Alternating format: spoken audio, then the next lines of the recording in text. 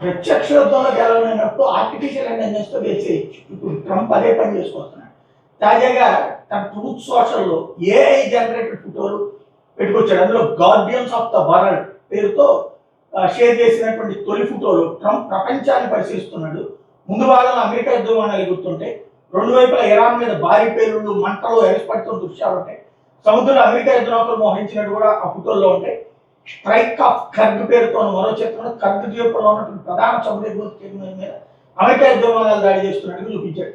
చమురు నిల్వ ట్యాంకులు పేలిపోవడం, సముద్రంలో నౌకల మధ్య భారీ అగ్నికేరలు ఎగిసిపడడం వంటి దృశ్యాలతో ఈ ఫోటోలు రూపొందించాడు. ఇరాన్ చమురు ఎగుమతి కీలకమైన కర్గ్ ద్వీపాన్ని స్వాధీనం చేసుకుంటామంటూ హెచ్చరిస్తున్నట్టు ట్రంప్ కనీసం ఊహలోనైనా చేశాడు. ఎందుకంటే అది తెలిస్తే ఇరాన్ ఏం చెప్పింది, గల్ఫ్ దేశాల్లో ఉన్నటువంటి ఆయిల్ క్షేత్రాన్ని తెలుస్తాడు. అంటే అప్పుడు మొత్తం ఆ ప్రాంతం అంతా బూడిదైపోతుంది, సర్వనాశనం అయిపోతుంది. అదే కాదు, ప్రపంచం మొత్తం ఆయిల్ సంక్షోభంలోకి వెళ్ళిపోతుంది. ప్రపంచం మొత్తం తీవ్ర పరిణామాలు ఎదుర్కోవాల్సినటువంటి పరిస్థితి వస్తుంది.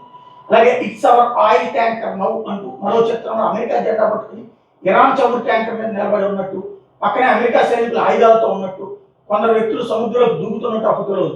దీంతో ఇరాన్ కూడా అమెరికా స్వాధీనం చేసుకుందనే భావన కల్పించేటటువంటి విధంగా అది కూడా డైరెక్ట్ గా ఏమీ పీకలేక ఏఐతో చేసుకుంటాడు అన్నమాట. Trump 2022 America first plan trusted వంటి నినాదాలతో పోస్టర్లను షేర్ చేస్తున్నాడు.